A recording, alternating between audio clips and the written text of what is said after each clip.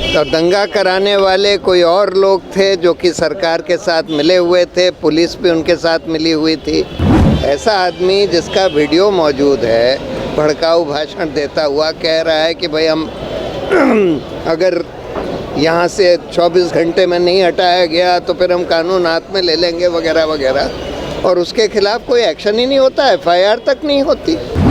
अगर ये CAA और NRC को फिर से लागू करने की कोशिश करते हैं तो मुझे कोई शक नहीं है कि इसके खिलाफ फिर से बहुत बड़े प्रोटेस्ट होंगे। सर, यहाँ से हिंदुस्तान में जब से ये मौजूदा हुकूमत आई है मोदी अमित शाह की, तब से लगातार हम देख रहे हैं कि मुसलमानों के ऊपर हर तरह के अत्याचार हो रहे हैं, सड़कों पर पीटा जा रहा है, मॉब्स के द्वारा, सरकार के द्वारा, पुलिस के द्वारा, भाजपा के नेताओं के द्वारा पूरी साजिश करके दंगे करवाए गए। न्यायपालिका अपना रोल ठीक से अदा करती तो आज ये नहीं होता कि इतने सारे लोग, बिल्कुल बेकसूर लोग जेल में बंद हैं और इतने सारे दंगाई कपिल मिश्रा वगैरह के जैसे आज खुले घूम रहे हैं और आज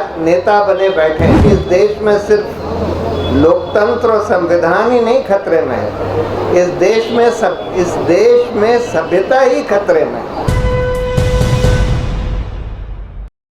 देखिए, ये सब साफ जाहिर था कि दंगाई और दंगा कराने वाले कोई और लोग थे जो कि सरकार के साथ मिले हुए थे, पुलिस भी उनके साथ मिली हुई थी, और जिनको पुलिस इसके लिए ज़िम्मेदार ठहरा रही थी और अरेस्ट कर रही थी, वो लोग बिल्कुल बेकसूर और बहुत ही अहिंसक एक प्रोटेस्ट में इन्वॉल्व थे।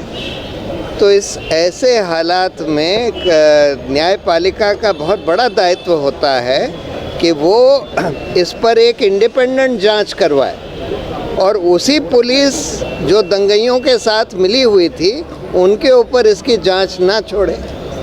तो ये करवाने के बजाय वो पुलिस के साथ चलते गए, और उसके चलते हुए आज हम देख रहे हैं कि आज भी बहुत सारे बेकसूर लोग, उमर खालिद सैफी जैसे बहुत सारे बेकसूर लोग आज भी जेलों में बंद हैं। तो इसलिए इसमें न्यायपालिका का बहुत बड़ा कसूर है, मैं मानता हूँ। कपिल मिश्रा और अनुराग ठाकुर को लेकर अभी सुप्रीम कोर्ट ने भी गाइडलाइंस दी है कि 3 महीने के अंदर बिल्कुल देखिए, ये तो ऐसा तो कभी होना ही नहीं चाहिए कि 2 साल तक ऐसा आदमी जिसका वीडियो मौजूद है, भड़काऊ भाषण देता हुआ कह रहा है कि भाई हम अगर यहाँ से 24 घंटे में नहीं हटाया गया तो फिर हम कानून हाथ में ले लेंगे वगैरह वगैरह, और उसके खिलाफ कोई एक्शन ही नहीं होता, FIR तक नहीं होती। तो ये तो बहुत बड़ी नाकामी है न्यायपालिका की कि आज तक ये नहीं करा पाए। क्या दोबारा ये देखने को मिल सकता है कि अभी किसान आंदोलन सफल हुआ है? क्या दोबारा हम CAA को वैसे ही देख पाएंगे जैसे शाहीन बाग में देखा? देखिए, CAA का आंदोलन भी एक तरह से सफल हो चुका है, क्योंकि आज तक NRC CAA को लागू नहीं किया गया है। तो इसलिए CAA का एक तरह से आंदोलन सफल ही आंदोलन था। ये दूसरी बात हुई कि उसके बाद दंगे करा दिए गए, फिर ये लॉकडाउन करा दिया गया, इसलिए उस वजह से ये प्रोटेस्ट दब गए। लेकिन बहुत ही ऐतिहासिक प्रोटेस्ट थे, और अगर ये CAA और NRC को फिर से लागू करने की कोशिश करते हैं तो मुझे कोई शक नहीं है कि इसके खिलाफ फिर से बहुत बड़े प्रोटेस्ट होंगे। सर, यहाँ से आप सेक्युलरिज्म की बात कर रहे हैं और दूसरी तरफ मथुरा की सांसद हैं जो अब कह रही हैं कि मथुरा में भी मोदी जी को भव्य कृष्ण मंदिर बनवा कर देना चाहिए। देखिए, अब तो भाजपा और इस सरकार के पास कुछ रहा ही नहीं है, हर चीज़ में नाकाम रहे हैं। इस देश की इकोनॉमी को ध्वस्त कर दिया, इस देश के कानून व्यवस्था को ध्वस्त कर दिया, इस देश के संस्थानों को ध्वस्त कर दिया, इस देश की शिक्षा को ध्वस्त कर दिया, सब कुछ ध्वस्त कर दिया। तो अब बस मंदिर और कम्युनल पोलराइजेशन का ही आधार उनके पास रह गया है, तो यही सब कर रहे हैं। हिंदुस्तान में जब से ये मौजूदा हुकूमत आई है मोदी अमित शाह की, तब से लगातार हम देख रहे हैं कि मुसलमानों के ऊपर हर तरह के अत्याचार हो रहे हैं, सड़कों पर पीटा जा रहा है, मॉब्स के द्वारा उनको जलील किया जा रहा है, झूठी झूठी अफवाह फैलाकर मीडिया, सोशल मीडिया में, और कानूनी हक भी उनसे छीने जा रहे हैं। पूरी कोशिश है कि किस तरह से मुसलमानों को दूसरे दर्जे का नागरिक बना दिया जाए इस देश। और ये जो सीए था, ये पहला ऐसा कानून था जिसमें कि मुसलमानों का हक कानूनी रूप से छीनने के लिए, इसके खिलाफ जो प्रोटेस्ट हुआ वो ऐतिहासिक है। वो किसी तरह से किसानों के प्रोटेस्ट से कम नहीं था। ये दूसरी बात है कि दंगे कराकर, जैसे नदीम ने बोला कि सरकार के द्वारा, पुलिस के द्वारा, भाजपा के नेताओं के द्वारा पूरी साजिश करके दंगे करवाए गए, और उसके बाद उन दंगों की आड़ में जो लोग प्रोटेस्ट कर रहे थे, जो कि सबसे इस देश में अभी तक जितने प्रोटेस्ट हुए होंगे, मास प्रोटेस्ट, उनमें से सबसे पीसफुल प्रोटेस्ट, जहाँ पे संविधान सिखाया जा रहा था, संविधान के मूल जो हैं वो सिखाए जा रहे थे, बच्चे सीख रहे थे, उन प्रोटेस्टर्स को जिन्होंने इतने एग्जेम्पलरी प्रोटेस्ट किए, जो ऑर्गेनाइज किए, उन लोगों के ही ऊपर इस कॉन्स्पिरेसी का गढ़ दिया गया कि उन लोगों ने ये साजिश करके दंगे करवाए गए। और दुर्भाग्य की बात यह है कि खैर पुलिस तो उन दंगइयों के संग शामिल थी।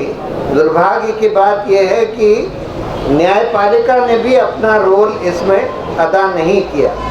अगर न्यायपालिका अपना रोल ठीक से अदा करती तो आज ये नहीं होता कि इतने सारे लोग, बिल्कुल बेकसूर लोग जेल में बंद हैं, और इतने सारे दंगई कपिल मिश्रा वगैरह के जैसे आज खुले घूम रहे हैं और आज नेता बने बैठे हैं। तो लेकिन इस प्रोटेस्ट का कई लोग ये सोचते हैं कि प्रोटेस्ट ख़त्म कर दिया गया और उसका कोई नतीजा नहीं निकला, लेकिन मैं ये मानता हूँ कि उसका एक बहुत बड़ा नतीजा ऑलरेडी निकल चुका है कि अभी तक एनआरसी सीएए को इम्प्लीमेंट सरकार नहीं कर पाई। इतना बड़ा प्रोटेस्ट देखकर उसको नहीं कर पाई। लेकिन देखिए, आज इस देश में जो दौर चल रहा है, हम लोग उससे सब वाकिफ़ हैं। ये सिर्फ मुसलमानों के ऊपर ही नहीं अत्याचार हो रहा, वो तो खैर हो ही रहा है, लेकिन इस देश के सारे संस्थानों को ध्वस्त किया जा रहा है। चाहे वो इलेक्शन कमीशन हो, पुलिस को तो खैर ध्वस्त कर ही दिया गया है, एनआईए, सीबीआई, जितनी भी जांच एजेंसीज हैं उनको, ईडी, इनकम टैक्स, लेकिन उसके साथ साथ न्यायपालिका, मीडिया, इन सबको ध्वस्त किया जा रहा है। लेकिन एक ऐसा कल्चर प्रमोट किया जा रहा है, इसीलिए मैं कहता हूँ कि इस देश में सिर्फ लोकतंत्र और संविधान ही नहीं खतरे में है, इस देश में सभ्यता ही खतरे में है, क्योंकि सभ्यता के ऊपर हमला किया जा रहा है। जिस तरह की गुंडागर्दी, जिस तरह के झूठ, जिस तरह की नफरत फैलाई जा रही है, ये तो हमारी बिल्कुल सभ्यता को ही ख़त्म कर देगा। लेकिन अच्छी बात यह है, एक आशा की किरण ये है कि ये सब चलते हुए भी, देखिए जैसे आसिफ ने आपको बताया कि हमारे यहाँ जो स्पिरिट है रेजिस्टेंस की, और वो आज ख़त्म नहीं हुई है, वो पूरी तरह से ज़िंदा है। और अब हम देख रहे हैं कि पब्लिक ओपिनियन भी बदल रही है, बड़ी तेज़ी से बदल रही है, और जैसे जैसे पब्लिक ओपिनियन बदलती है, हम देखते हैं कि कई सारे हमारे इंस्टीट्यूशन भी, खासकर न्यायपालिका भी अपना रुख बदल लेती है। तो अब हम न्यायपालिका का भी रुख धीरे धीरे बदलता हुआ देख रहे हैं। तो ऐसा नहीं है कि सब कुछ खत्म हो चुका है इस देश में, कि ये देश हिंदू राष्ट्र बन चुका है, ऐसा नहीं है। ये हमको नहीं सोचना है, हमको खड़े रहना है, लड़ते रहना है और अल्टीमेटली इन जालिमों की हार होगी।